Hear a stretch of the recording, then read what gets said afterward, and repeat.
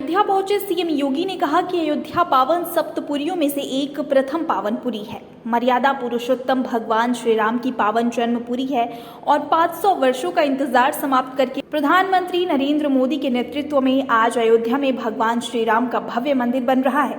इसलिए दुनिया की सर्वोत्तम नगरी अयोध्या को ही बनाने का उद्देश्य है। अयोध्या में 30,000 करोड़ की 260 परियोजनाएं डबल इंजन की सरकार ने स्वीकृत की है। योगी ने कहा कि दुनिया आगे बढ़ रही है तो हमारी अयोध्या भी पीछे नहीं रहेगी। हम आध्यात्मिक सांस्कृतिक रूप से अयोध्या को तो विकसित कर रहे हैं, भौतिक रूप से भी संपन्न करेंगे। योगी ने कहा कि आज भारत महाताकत बनने की ओर अग्रसर है। वैश्विक मंच पर भारत की प्रतिष्ठा बढ़ी है। योगी ने कहा कि ब्रिटेन ने भारत पर 200 सालों तक शासन किया था। उस ब्रिटेन को पछाड़कर भारत आज दुनिया की 5वीं बड़ी अर्थव्यवस्था बनकर उभरा है। मुख्यमंत्री ने कहा कि दुनिया के 20 बड़े देश जिनका 80% संसाधनों पर अधिकार है, उस 20 बड़े देशों का नेतृत्व प्रधानमंत्री के नेतृत्व में भारत करेगा। भाइयों बहनों, अयोध्या हमारी 7 पावन पुरियों में से एक प्रथम पुरी है। मर्यादा पुरुषोत्तम भगवान श्री राम की पावन जन्मभूमि है और 500 वर्षों का इंतजार समाप्त करके देश के यशस्वी प्रधानमंत्री मोदी जी के नेतृत्व में आज अयोध्या में भगवान श्री राम के भव्य मंदिर के निर्माण का कार्य प्रारंभ हो चुका है और इसलिए दुनिया की सबसे सुंदरतम नगरी के रूप में अयोध्या को बनाना, इस उद्देश्य से आज प्रातः काल से मैं, मेरे सहयोगी मंत्री, जनप्रतिनिधि और 12 विभागों के वरिष्ठ अधिकारीगण सुबह से ही इन सब कार्यों को लेकर के अयोध्या में बैठ करके विभिन्न योजनाओं का मौका मुआयना कर रहे हैं। विभिन्न स्थलों पर जाकर के कार्य की प्रोग्रेस को भी देख रहे हैं और उन कार्यों को समयबद्ध ढंग से आगे बढ़ा करके कैसे अयोध्या को दुनिया की सुंदरतम नगरी के रूप में स्थापित किया जाए, इस पर कार्य कर रहे हैं। मुझे बताते हुए प्रसन्नता है, अकेले अयोध्या में 30,000 करोड़ रुपए की परियोजनाएं केंद्र और राज्य सरकार की डबल इंजन की भारतीय जनता पार्टी सरकार के द्वारा वर्तमान में स्वीकृत की गई हैं। एक नए अयोध्या के रूप में स्थापित करने, जनता की बुनियादी सुविधाओं को आगे बढ़ाने और अगर दुनिया आगे बढ़ रही है तो हमारी अयोध्या भी पीछे नहीं रहेगी। हम आध्यात्मिक और सांस्कृतिक रूप से तो आगे बढ़ेंगे ही, भौतिक विकास के भी नित नए प्रतिमान स्थापित करेंगे। इस उद्देश्य से आज हम सब यहां पर उपस्थित हुए हैं। भाइयों बहनों, अयोध्या हमारी 7 पावन पुरियों में से एक प्रथम पुरी है। मर्यादा पुरुषोत्तम भगवान श्री राम की पावन जन्मभूमि है और 500 वर्षों का इंतजार समाप्त करके देश के यशस्वी प्रधानमंत्री मोदी जी के नेतृत्व में आज अयोध्या में भगवान श्री राम के भव्य मंदिर के निर्माण का कार्य प्रारंभ हो चुका है और इसलिए दुनिया की सबसे सुंदरतम नगरी के रूप में अयोध्या को बनाना, इस उद्देश्य से आज प्रातः काल से मैं, मेरे सहयोगी मंत्री, जनप्रतिनिधि और 12 विभागों के वरिष्ठ अधिकारीगण सुबह से ही इन सब कार्यों को लेकर के अयोध्या में बैठ करके विभिन्न योजनाओं का मौका मुआयना कर रहे हैं।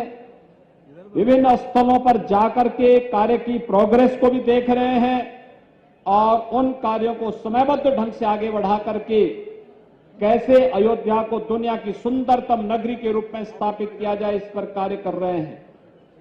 मुझे बताते हुए प्रसन्नता है, अकेले अयोध्या में 30,000 करोड़ रुपए की परियोजनाएं केंद्र और राज्य सरकार की डबल इंजन की भारतीय जनता पार्टी सरकार के द्वारा वर्तमान में स्वीकृत की गई हैं। एक नए अयोध्या के रूप में स्थापित करने, जनता की बुनियादी सुविधाओं को आगे बढ़ाने और अगर दुनिया आगे बढ़ रही है तो हमारी अयोध्या भी पीछे नहीं रहेगी। हम आध्यात्मिक और सांस्कृतिक रूप से तो आगे बढ़ेंगे ही, भौतिक विकास के भी नित नए प्रतिमान स्थापित करेंगे। इस उद्देश्य से आज हम सब यहां पर उपस्थित हुए हैं। भाइयों बहनों, आज भारत दुनिया की एक महाताकत बनने की ओर अग्रसर है। वैश्विक मंच पर भारत की प्रतिष्ठा बढ़ी है। अभी हाल ही में आपने देखा होगा 15 अगस्त 2022 को प्रधानमंत्री मोदी जी ने देश की आजादी के अमृत महोत्सव कार्यक्रम के मुख्य महोत्सव का पूरे देश को संबोधित किया था। देश का हर नागरिक के घर में 15 अगस्त 2022 को हर घर तिरंगा फहराने का काम प्रधानमंत्री मोदी जी ने किया।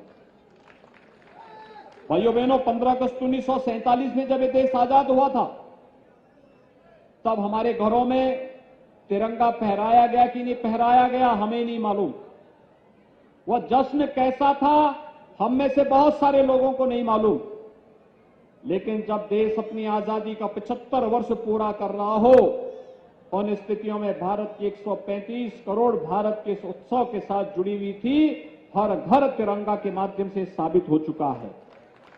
वैश्विक मंच पर आप देख रहे होंगे, जिस ब्रिटेन ने 200 वर्षों तक भारत में शासन किया था, उस ब्रिटेन को पिछाड़ करके भारत आज दुनिया की 5वीं बड़ी अर्थव्यवस्था बना है।